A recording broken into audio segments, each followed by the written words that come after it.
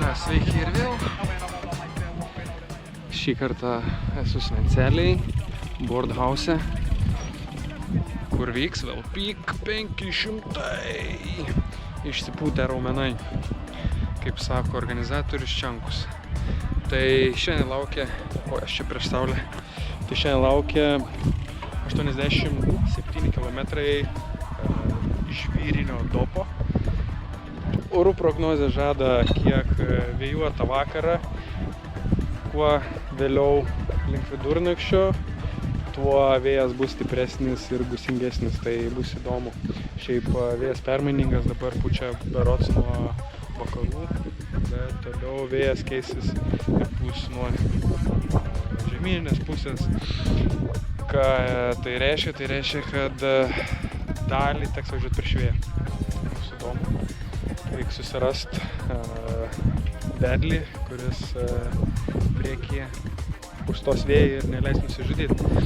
Tai šiandien bandysim atakuoti. Bus matyti, kaip seksis. Tikiuosi esu pasiruošęs tiek fiziškai, tiek morališkai, tiek technika, tiek viskas laikys. Tiek pats laikysiu. Dar šiek tiek svarstau rimt. Ėmiau tik vieną gertuvę. Dar svarstau, ką daryti su ja, gal ir jos neim, bet ten esu įsipylęs energetinio gėrimo pasidaręs tonizuojančio, o čia turiu elektrolito ant nugaros, tai dar svarstau, ką daryti. Tai tikriausiai rimsiu tą vieną gertuvę, nes tikrai žinau, kad prireiks. Reikia tik nepamest, nes kažko vieną kartą buvo šitos naujos gertuvės iškritusios, tai nežinau, kaip man su jom seksis toliau. O toliau dabar bandysiu su plungės chebra bandyti prasimint, apšilt, shakedowną padaryti ir lauksim starto.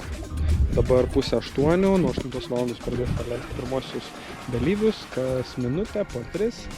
Mano numeris 361. Gerai, ką, lekiu aš tada į shakedowną ir kažkur eigoj varžybų dar pafilmuosiu, visų varžybų nefilmuosiu, bet kažkur įjungsiu, kažkur kažką, kokią epizodą gal pavyks nutraukti ir susitiksim finiše. Na štai stoviu aš jau starto pozicijoje, kur Tomas Vaitkus duos mums startą. Ir šį kartą ilgai startų laukti neteko, man loterijos būdu pasisekė būti ištrauktam vienam iš pirmųjų, iškart po merginų ir lavonų išstartuoju su 4 berods, ar 3, nežinau, ar už nugaros dar važiavo ar ne, bet, žodžiu, 4 išstartuojam su grupelė ir mano grupelės vedlys jau 3 posūkį, nežinau, ką jis čia nunaviguoja į šoną, nepastebi, kad čia posūkis, tai nuklysta. Bet už kelių šimtų metrų jis toliau pasiveja mus ir toliau diktuoja gan neblogą tempą. Nuo pat pradžių nebandžiau pušint smarkiai, po truputį bandžiau užsibildinti tą tempą, tikrai kilometrų dar prieš akį daug. Tačiau man su navigacija, su kompiuteriuku kažkas buvo blogai. Mano greitis šokinėja nuo 60 km per valandą iki 120 km per valandą. Panašu, kad belaukiant startų man neišsikrojo, bet atsijungė greičio sensorius. Tai man pradėjo blogai rodyti greitį. Na, čia šitoj vietoj aš buvau užsižymėjęs segmentą, kad čia prasideda tas segmentas ir galvoju, reiktų bandyti vieną segmentą papušinti. Tai nežinau, ar aš čia klaidą padariau ar ne, bet jo, aš pradėjau spausti šitam segmente, pabėgau nuo grupelės šiek tiek, bet čia šitas segmentas tai tragiškas. Čia duobių įvairių, tai mano vienas iš 2 ratų beveik visada būdavo ore. Šokinėjau, atsitrankiau, atsidaužiau, o nežinau, naudos čia jokios iš šito segmento. Tai aš pabėgau ant tos grobelės, bet toliau ten už kelių šimtų metrų aš tiesiog numečiau greitį ir laukiau, kol jie mane pasivys. Kad galėtume toliau mint kartu ir pasikeisdami važiuoti tolin. Toliau mane pasivijo 3 ar 4 bičiukai, tai Džervus, man atrodo, ir iš Daistatus komandos, ten su geltona aprangėlė, su mėlyna dar vienas, aš tikrai nežinau jų vardų pavardžių, bet jie, nežmonišką tempą diktavo, bandžiau šiek tiek su jais važiuoti, prisivijom anksčiau išstartavusius lavonus, merginas ir iš ties buvo vietomis sunku apsilenkti, čia net replikų sulaukėm iš merginos, kad nepasako, kad lenkia iš nugaros, tai jie atakavo konkrečiai, tai bandžiau jau ten dugnais kažkaip kabintis ir laikytis jam prisispaudus prie galo, bet jie nusiteikę buvo rimtai ir negailėjo tiek savęs, tiek jėgų. Dar po kelių posūkių apsilenkė šitą grupelę žmonių. Tai tiesiog aš juos paleidau ir ne vien aš paleidau, buvo ir daugiau žmonių, kurie tą padarė, kad jie išties per greitai ir po to mano visus varžybos neišūnė degos, nes jie tiesiog važiavo per dideliu greičiu man. Tai čia su raudona ir mėlyna apranga, tai šeimininis duetas, tėvas ir sūnus, jie irgi galvoja, kad šitie bičiai priekį per greit varo, reikia jos paleisti ir nesikabinti. Tai aš lieku kartu su tuo šeimininiu duetu, su tėvu pasikeisdami, važiuojam toliau.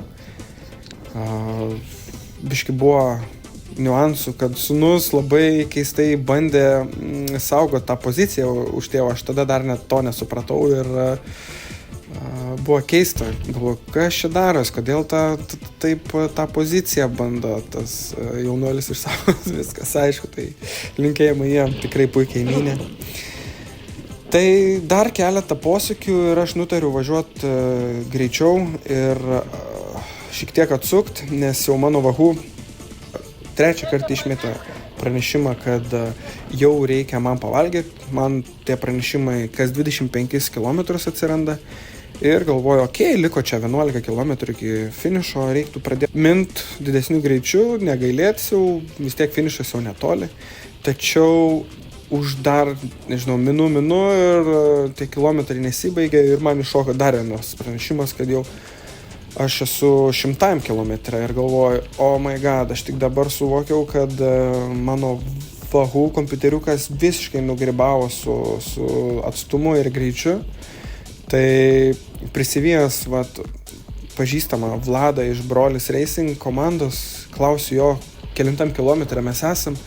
Ir jis sako 71 ir tada man nusvira rankos, kojos ir galvoju, o dieve, dar 15 kilometrų iki finišo ir aš jau atidavęs nemažai jėgų, kaip dabar reiks finišuoti. Tai pasikeisdami su Vladu mes puikiai dar važiuojam ten koks 8 kilometrus, kol pro mus pravažiuoja 2 greiti bičiukai ir sakau Vladui, šokam jiem ant ratų ir bandykim su jais dasigauti iki finišo. Tai tą mes ir padarėm. Tai finišavom visai puikiai nenusibaigę, nenumirę, viskas tvarkoj. Ir toliau sekė apdovanojimai, vakarėlis, diskoteka.